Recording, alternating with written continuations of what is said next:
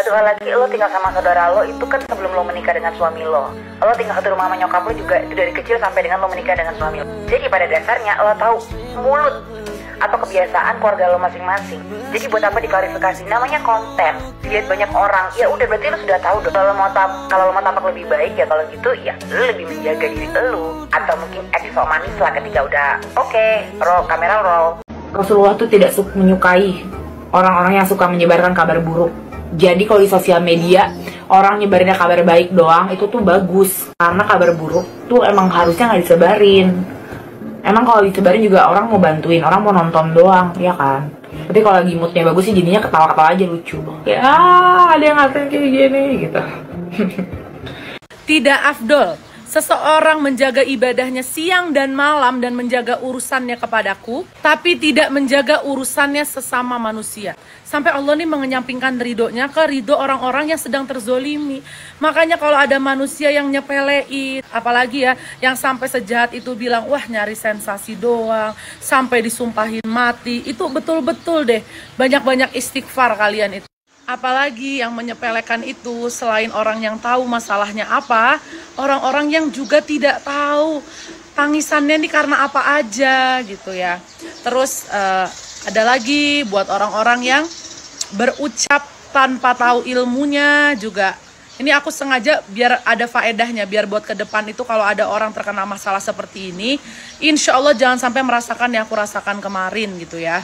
Sudah yang tahu masalahnya tidak mau membantu, yang tidak tahu masalahnya semua menghujat. Itu yang aku rasakan kemarin, tapi nggak apa-apa, nggak apa-apa. Allah Maha tahu semua dan aku tuh terlalu yakin masalahnya. Aku tuh terlalu yakin yang namanya kebenaran mau ditutupi oleh seluruh dunia itu pasti tetap terbongkar. Dan yang namanya keburukan mau ditutupi sama seluruh dunia juga pasti akan terbongkar.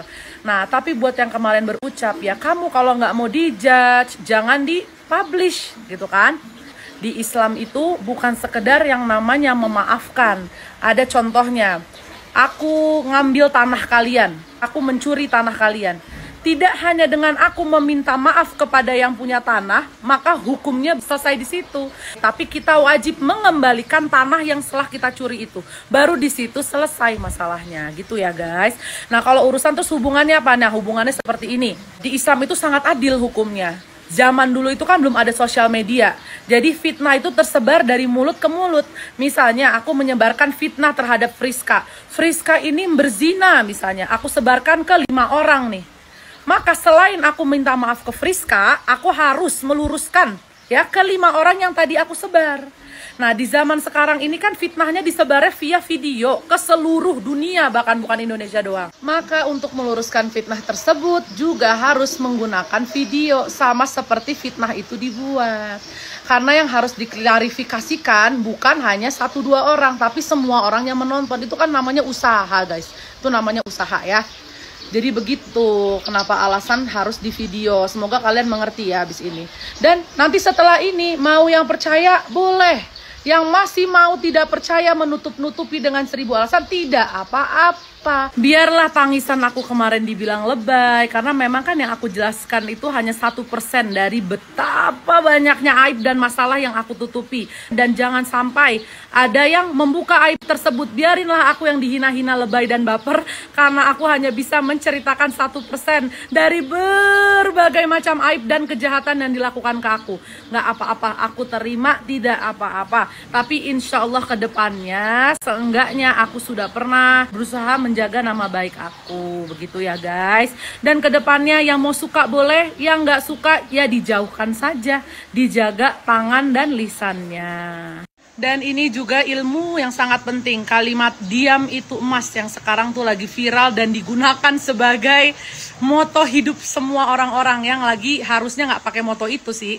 Diam itu emas itu digunakan buat nih, contohnya buat netizen. Dibanding perkataan kalian menyakiti orang, maka lebih baik diamnya kalian itu emas. Bukan untuk orang-orang yang tahu kebenaran tetapi diam. Bukan buat orang-orang yang sedang dimintai pertolongan tapi diam. Diamnya itu malah menjadi haram. bukan diam itu emas. Jadi hati-hati penggunaan diam itu emas. Jangan punya satu amalan dipakai untuk semua solusi masalah. Sama seperti kalian, ketika kalian sholat zuhur di waktu maghrib, maka amalannya tidak diterima. Sama seperti kalian menggunakan kalimat diam itu emas, tapi porsinya salah, maka menjadi dosa gitu. Jadi semoga kedepannya nggak ada lagi yang bilang namanya sifat cuek, sifat tidak peduli, diamnya itu disebut elegan, dan sifat orang yang meminta pertolongan dan nangis-nangis disebut baper. Insya Allah jangan gitu lagi ya. Dan terakhir, biar tidak ada tersisa pertanyaan ya, masalah yang aku upload chat itu sebenarnya bukan aib. Itu mungkin kalau dari sisi yang jahat dibilangnya aib ya. Tapi kalau dari sisi yang terzolimi itu namanya adalah pembelaan. Aku itu sebenarnya sama suami hanya ingin bikin video klarifikasi dan berhenti di situ aja. Cuman karena waktu itu ya mungkin ada kesalahpahaman atau ada ego tersendiri, ada live. Jadinya terpaksa. Karena kalau tidak fitnah yang lagi berusaha diluruskan ditiban dengan fitnah baru. Jadi ya mau tidak mau aku kasih sedikit bukti dari berbagai macam bukti yang aku punya gitu ya. Jadi di Islam pun tidak semuanya aib disebarkan itu dosa. Kalian tuh makanya kalau mau komen coba dipelajari dulu dasar masalahnya gitu ya. Harus jadi orang itu yang adil. Aib yang dosa itu disebarkan dengan tujuan untuk mempermalukan, untuk menjelekkan, menjatuhkan orang. Tapi aib-aib atau kebenaran yang dibuka untuk tujuannya meluruskan suatu masalah, membuka suatu fitnah, itu malah suatu kewajiban. Jadi jangan melihat sebelah mata, karena jujur sih bukan di masalah aku doang, orang itu dibutakan sama rasa cinta sama manusia. Jadi kadang kalau yang mereka cintai salah, mereka akan keluarkan 1000 juta alasan. Elegan lah nanti dibilangnya, atau mungkin dia ini, mungkin 1000 mungkin. Bagian yang udah jelas nangis sampai udah ngasih fakta ditutupi dengan kalimat baper apa-apa. Ya namanya manusia ya, kalau udah cinta tuh kadang cinta itu buta ya. Tapi ya semoganya ke depan jangan sampai rasa cinta kita terhadap manusia membuat kita tertutup atas kebenaran. Aku doain lah semoga kalian semua ke depannya jauh dari masalah, jauh dari fitnah. Dan aku sekarang alhamdulillah di umurku yang baru 30 tahun dapat masalah seperti ini. Jadi semakin cepat sadar dan semakin tahu siapa saja orang yang benar-benar sayang, yang benar-benar ada buat aku. Jadi nggak perlu bukti sampai aku harus mati dulu kali aku baru sadar nanti tahu oh ini beneran peduli. Alhamdulillah. Jadi dikasih waktu sama Allah, baru umur segini udah terbuka orang-orang siapa aja yang bakal mengerti.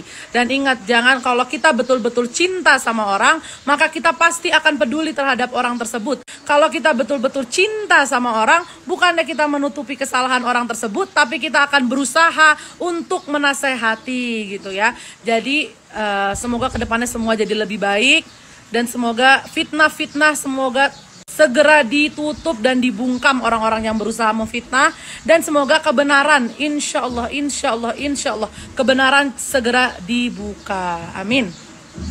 Assalamualaikum semuanya.